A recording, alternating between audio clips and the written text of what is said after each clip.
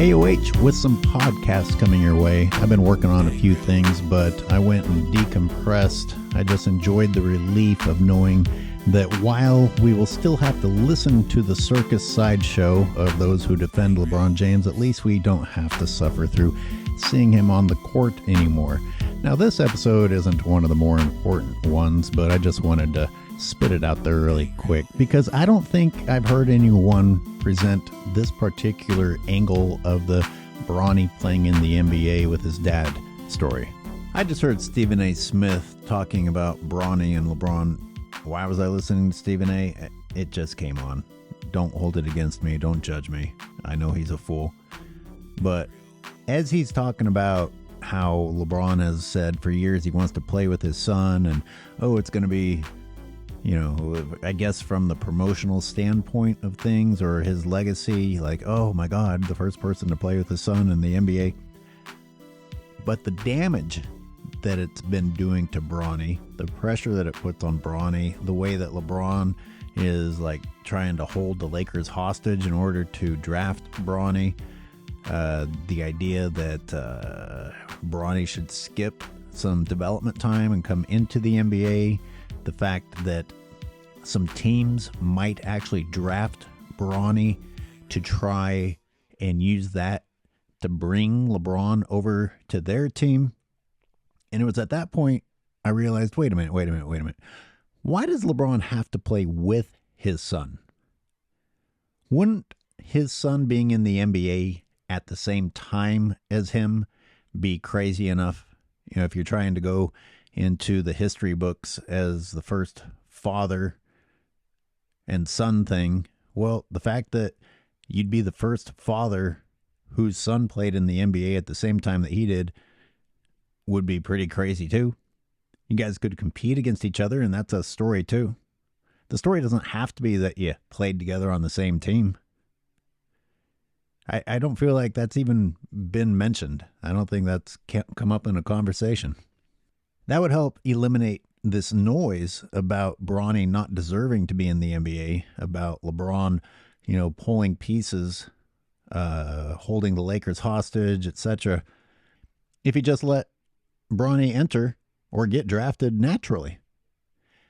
Just keep your mouth shut. You couldn't keep your mouth shut? But if Bronny got drafted naturally and they both played in the NBA at the same time, that's a story. That's a story. You don't need them to be on the same team. And now that I look at it from that perspective, it's even stranger that he's insisting on them being on the same team, because now it really does look like LeBron is using his influence to get Bronny into the NBA. LeBron's not going to retire.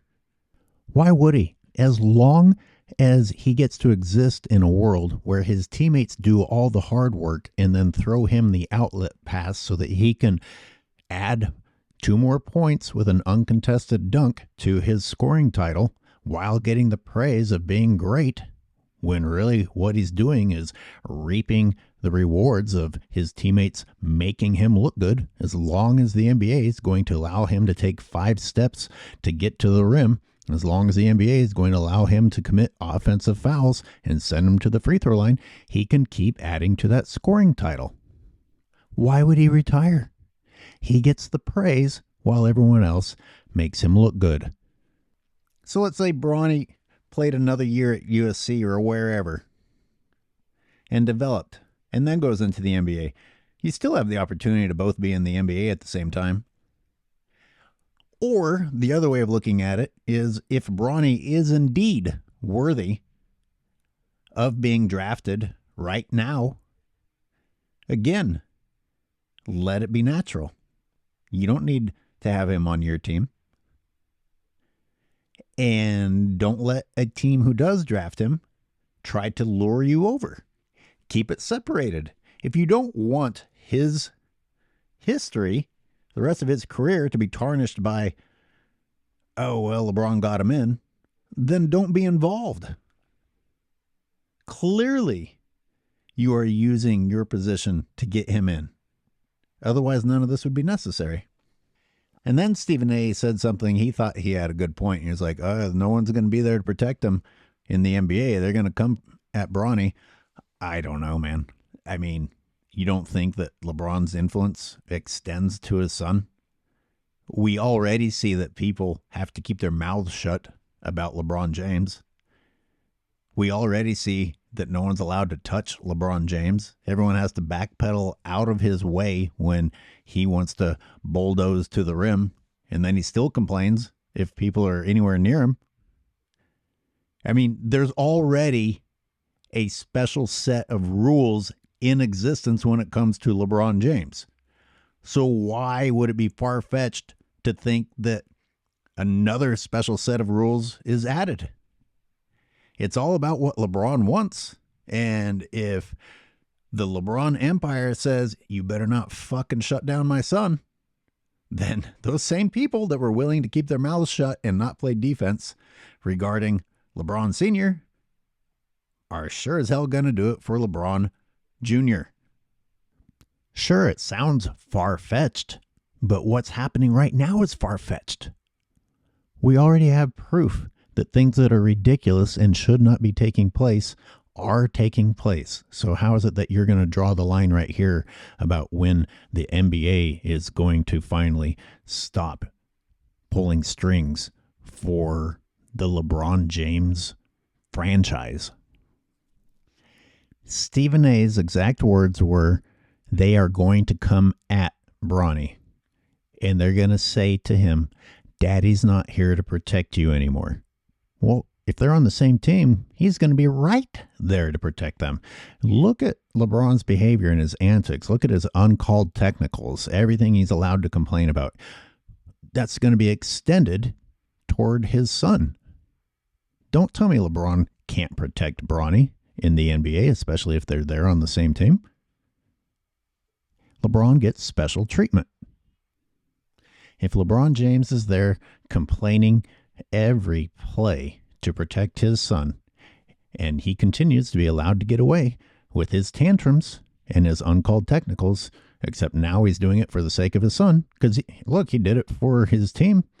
Like, even if he didn't even see the play, LeBron James would be going ape shit over the call. You don't think he'll do that in Bronny's case? Come on, it doesn't make any sense at all. We can take ethics out the window. We can take a sense of competition and throw it right out the window. Don't tell me that these guys won't be willing to take a step back playing against Bronny when they have already showed that they're willing when it comes to LeBron. If they truly had the competitive spirit, we wouldn't be talking about this. None of these people are hurting for money, whatever the incentive is. If it's career longevity or whatever it is, whatever LeBron holds over these people to get them to behave in such a meek, silent manner as he gets away with murder in this league, then it's the exact same thing that will work for helping Bronny out. That was just a side topic. I was a little surprised when Stephen A. claimed that players were going to come at Bronny. My main point was, why do they have to be on the same team? You can eliminate all the noise and all the accusations that Bronny's only getting into the NBA because LeBron is manipulating teams. You don't get to have me unless you bring in Bronny. If you just let Bronny play on another team, both of them in the NBA at the same time is interesting. Them playing against each other is interesting. Them being on the same team is actually less interesting if you think about it. Anyway, what do you guys think? I thought that was a different take on the topic, so I'm interested in your input.